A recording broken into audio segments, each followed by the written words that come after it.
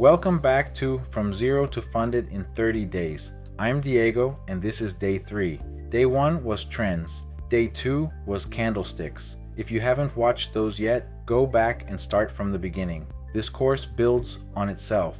Today we're covering support and resistance. Out of everything I'm going to teach you in these 30 days, this might be the single most important concept in all of technical analysis. Every professional trader I know, and I mean every single one, uses support and resistance every day. Let's get into it. So what are support and resistance? They are price levels where the market has a history of stopping, reversing, or pausing, and they are not random. They represent real areas where large amounts of buyers or sellers entered the market. Support is a price floor, a level where buyers keep stepping in and pushing price back up. Think of it like the ground beneath price. Every time price drops to that level, buyers show up and say, "Not going lower." Resistance is the opposite. It's a price ceiling where sellers keep entering and pushing price back down. Every time price rises to that level, sellers say, "Not going higher." Here's the key thing to understand. These levels exist because real money changed hands there. Big institutions, hedge funds, large traders, they placed orders at those prices. And when price comes back to the same level, they're there again. Here's why this is so critical for your trading. First, entries. Support and resistance give you precise price levels to enter trades. Instead of guessing where to buy or sell, you wait for price to come to a key level and show you a reaction. That's a high probability entry. Second, stop losses. If you buy at support, you know exactly where you're wrong. Below that support level, that's where your stop goes. Your risk is defined and clear. Third, profit targets. If you buy at support, your first target is resistance.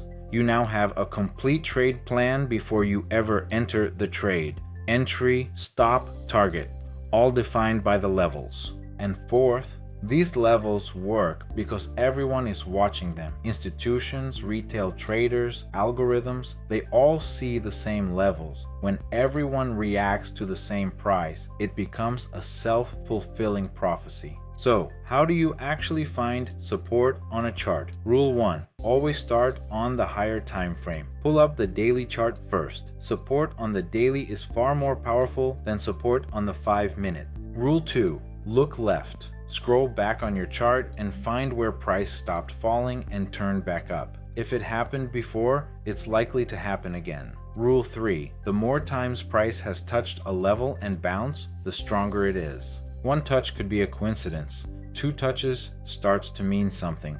3 or more touches, now that's a key level that everyone is watching.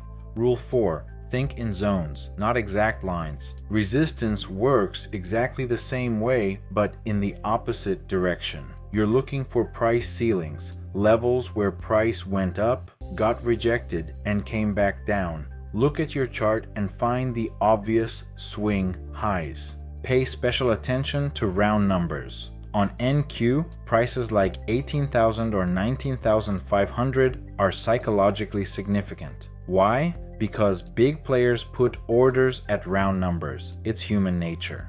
And remember, the more times price has failed to break through a resistance level and been pushed back down, the stronger that resistance becomes. Each failure adds more sellers to that price defending it. Now here's the concept that separates traders who really understand the market from those who don't. When price breaks below a support level, that same level often flips and becomes resistance. Imagine you bought at a support level, say 18,000 on NQ. Suddenly, price breaks below. Now you're in a losing trade. You're waiting for price to come back to 18,000 so you can break even and get out. When it does, you sell. Not all support and resistance levels are created equal. You need to know the difference. A strong level has been tested 3 or more times with clear reactions. It's visible on the daily chart or it sits at a round number. As a beginner, only focus on the obvious levels.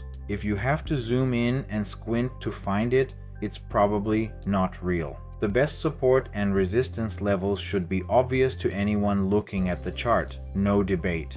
Day 1 gave you the trend, Day 2 gave you candlesticks, and Day 3 gives you the where. In an uptrend, you wait for price to pull back to a support level. When you see that confirmation at the level, that's your entry signal. Let's recap what we covered today. Number 1, support is a price floor. Number 2, resistance is a price ceiling. Number 3, the more touches, the stronger the level. Number 4, the flip. Number 5, only trade strong levels. And number 6, combine trend, candle, and S and R. Your homework: draw your top 2 support and resistance levels on the daily chart. Find a level that has flipped. Day 4 is time frames, how to use the daily and 5-minute together. Hit subscribe. I'm Diego. See you in Day 4.